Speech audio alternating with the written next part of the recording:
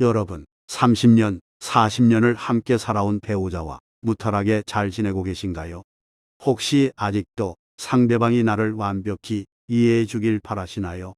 아니면 내 마음을 몰라주는 배우자에게 실망하고 계신가요? 사실, 나이가 들수록 많은 부부가 후회합니다. 왜 그때 제대로 말하지 못했을까? 왜 서로를 이해하려고 애쓰지 않았을까 하고 말이죠. 은퇴 후엔 매일 마주하며 더 많은 시간을 보내야 하는데 오히려 그 시간이 갈등의 씨앗이 되어버리기도 하지요. 안녕하세요. 여러분, 황혼의 지혜 채널에 방문해 주셔서 감사드립니다. 저는 여러분께 인생의 황혼에서 깨달은 지혜를 나누는 황 박사입니다. 오늘은 노후에도 평생 배우자와 잘 지내는 법에 대해 말씀드리겠습니다. 은퇴 이후 노년의 삶에서 배우자와의 관계가 얼마나 중요한지는 잘 아실 거라고 생각합니다. 지금부터 어떻게 하면 배우자의 관계를 행복하게 그리고 후회 없이 함께 할 수 있는지 그 비법을 차근차근 알아보겠습니다. 첫째로, 너무 기대하지 말아야 합니다. 여러분은 배우자에게서 너무 많은 걸 기대하고 있진 않나요? 서로 다른 환경에서 30년 이상을 살아온 두 사람이 완벽히 맞을 거라고 생각하는 건 환상에 불과합니다. 환상에서 벗어나 현실을 직시해야 합니다. 직계 가족과도 싸우고 갈등이 생기는데 타인인 배우자와 모든 것이 잘 맞을 수는 없지 않을까요? 미국의 가족치료 전문가 존 고트먼의 연구에 따르면 부부가 갈등의 70%는 해결되지 않는 고정된 문제라고 합니다. 이 문제들은 주로 성격 차이나 생활 습관에서 비롯되며 이를 해결하려 하기보다는 받아들이고 조화롭게 지내는 것이 중요하다고 강조합니다. 이러한 현실을 받아들이는 첫걸음은 배우자에게 과도한 기대를 하지 않는 것입니다. 우리는 흔히 상대가 알아서 해주겠지라는 기대를 품곤 합니다. 그러나 기대가 충족되지 않을 때마다 실망과 불만이 쌓입니다. 예를 들어 생일에 원하는 선물이 있다면 내 생일에 이걸 받고 싶어라고 솔직히 말하는 게 더 낫습니다. 말도 안 했는데 상대가 알아서 챙겨주지 않았다고 불만을 쏟아낸다면 싸움만 커질 뿐입니다. 고트먼 박사의 연구에서도 기대를 버리고 현실적으로 원하는 바를 명확히 전달하는 부부가 그렇지 않은 부부보다 훨씬 갈등이 적다고 합니다. 이러한 방식으로 소통하면 서로에게 기대가 아닌 현실적인 소통을 기반으로 한 관계가 유지될 수 있습니다. 두 번째로, 받아들임의 의미를 새롭게 정의할 필요가 있습니다. 배우자를 이해하려고 애쓰는 것보다는 상대방 본연의 모습을 받아들이는 태도가 더 중요합니다. 부부 관계에서 우리는 종종 상대방의 행동이나 성격을 바꾸려고 하지만 심리학적으로 성인이 된 이후에는 사람의 성격이나 습관이 크게 변하지 않는다는 사실이 널리 알려져 있습니다. 마셜 로젠버그의 비폭력 대화 이론에 따르면 상대의 감정과 욕구를 있는 그대로 수용하는 것이 오히려 관계의 평화를 가져온다고 합니다. 상대방을 바꾸려는 시도는 오히려 갈등을 키울 뿐 서로의 차이를 받아들이고 존중하는 태도가 장기적으로는 더 건강한 관계를 유지할 수 있게 합니다. 이때 받아들임은 단순히 포기하는 것이 아니라 상대를 이해하려는 적극적인 태도를 의미합니다. 배우자의 습관이 나와 다를 때 이를 비난하거나 문제 삼기보다는 오히려 그것을 존중하며 그 속에서 우리의 관계를 더 긍정적으로 발전시킬 수 있는 기회를 찾는 것이 중요합니다. 예를 들어 배우자가 늦게 자는 습관을 가지고 있다면 이를 고치려고 강요하기보다는 오히려 상대가 늦게 자는 동안 나만의 시간을 가지며 자기 개발이나 취미 생활을 하는 식으로 활용할 수 있습니다. 이처럼 서로의 차이점을 받아들이고 이를 긍정적으로 해석하면 서로의 생활 패턴이 달라도 갈등을 피하고 더 건강한 관계를 형성할 수 있습니다. 또한 받아들임은 단순히 관계를 유지하기 위한 수동적인 태도가 아니라 결혼 생활을 더 깊고 풍요롭게 만드는 능동적인 선택입니다. 결혼은 끊임없는 변화의 연속이며 배우자가 새로운 취향이나 관심사를 가지게 될 때 이를 억지로 맞추려 하지 말고 오히려 그 변화를 함께 탐구할 기회로 삼는 것이 중요합니다. 이렇게 서로의 변화를 존중하고 지지하는 태도는 부부 사이의 신뢰와 유대감을 더욱 강하게 하여 갈등 대신 성장을 선택하는 건강한 관계를 형성하게 합니다. 배우자와 평생 잘 지내는 방법 세 번째, 배우자는 평생의 동반자이자 필요할 때만 친구라는 사실을 기억하는 것입니다. 결혼 생활은 긴 마라톤입니다. 젊을 때의 뜨거운 사랑은 언젠가 사라지고 결국 안정감과 편안함이 그 자리를 대신하게 됩니다.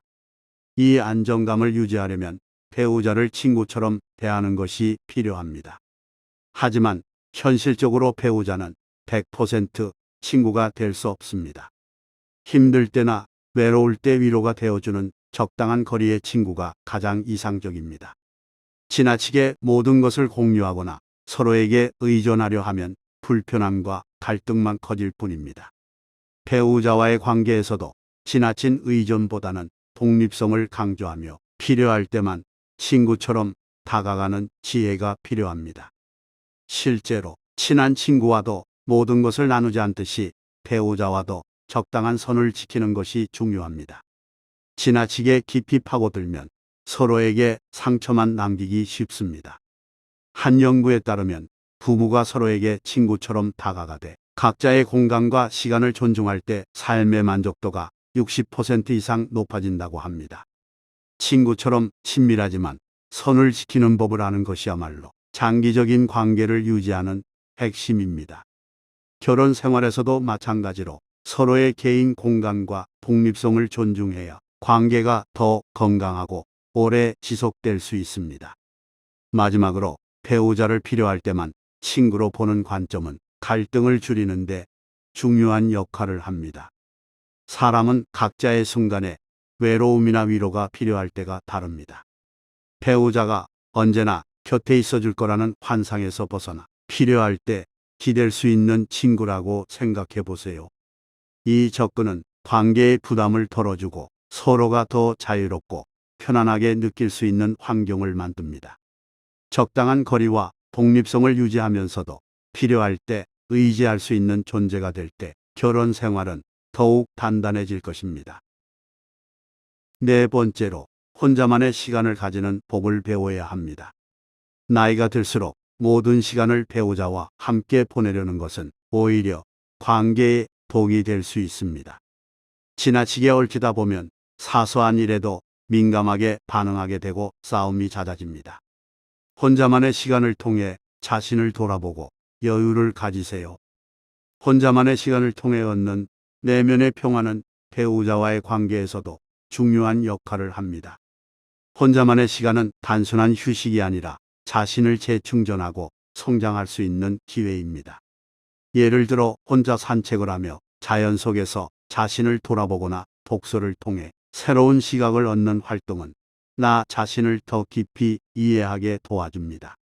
황원의 지혜 채널처럼 생각해 볼 거리를 던져주는 유튜브 채널을 보는 것 또한 의미가 있지요. 이러한 자기개발의 시간은 결혼 생활에서도 큰 의미를 가집니다.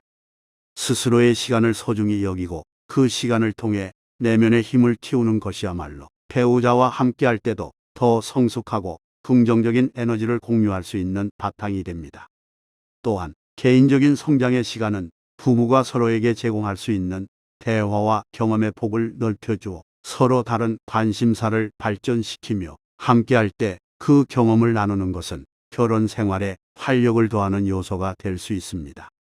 이러한 시간적 거리와 독립성이 결혼 생활에서 건강한 변화를 만들며 배우자와의 관계를 더 깊고 풍요롭게 만듭니다. 다섯 번째, 작은 일에도 감사할 줄 알아야 합니다. 큰 행복은 결코 거창한 곳에서 오지 않습니다. 진정한 행복은 일상 속 사소한 순간들에서 시작됩니다. 부부 관계에서도 마찬가지입니다. 많은 이들이 저 사람은 나에게 뭘 해줬지? 라는 불만을 품고 큰 사건이나 성과에만 집중하지만 중요한 것은 함께하는 작은 순간들에 감사하는 마음을 가지는 것입니다. 매일 아침을 함께 맞이하고 사소한 농담에 웃음을 나누는 그 순간들이야말로 감사해야 할 소중한 시간입니다. 감사를 표현하는 것은 관계의 질을 극적으로 변화시킵니다. 연구에 따르면 부부가 일상 속에서 서로에게 작은 감사의 표현을 꾸준히 할 때 스트레스 수준이 낮아지고 관계에 대한 만족도가 크게 높아진다고 합니다. 감사는 단순한 인사가 아닙니다. 상대방에 대한 긍정적인 인식을 지속적으로 강화하며 서로의 가치를 인정하고 있음을 확인하는 과정입니다. 매일 오늘도 함께 해줘서 고마워라는 한마디가 관계의 깊이를 더하고 서로가 더 큰 신뢰와 친밀감을 쌓을 수 있도록 도와줍니다. 과학적으로도 감사의 효과는 명확합니다. 감사를 표현하면 스트레스 호르몬인 코르티솔의 수치가 감소하고 동시에 행복 호르몬인 세로토닌과 도파민의 분비가 증가하여 긍정적인 감정을 더 강하게 느끼게 해줍니다. 단순히 마음의 평화만 가져오는 것이 아니라 실제로 신체적인 건강에도 긍정적인 영향을 미칩니다. 감사는 곧 몸과 마음의 건강을 지키는 강력한 도구입니다. 마지막으로 감사는 훈련입니다. 매일 사소한 일에 대해 감사의 마음을 표현하는 습관을 들이면 그것은 곧 자연스럽게 우리의 삶과 관계에 스며들게 됩니다. 배우자가 해주는 작은 배려와 행동에 감사할 줄 알고 그 마음을 진심으로 표현할 때 부부 관계는 비로소 진정한 평화와 행복을 얻게 됩니다. 작은 감사가 쌓여 큰 행복으로 이어집니다. 감사하는 태도는 부부 관계의 질을 높이고 함께하는 삶을 더 건강하고 행복하게 만들어줄 것입니다. 오늘은 노후에도 평생 배우자와 잘 지내는 법에 대해 알아보았습니다.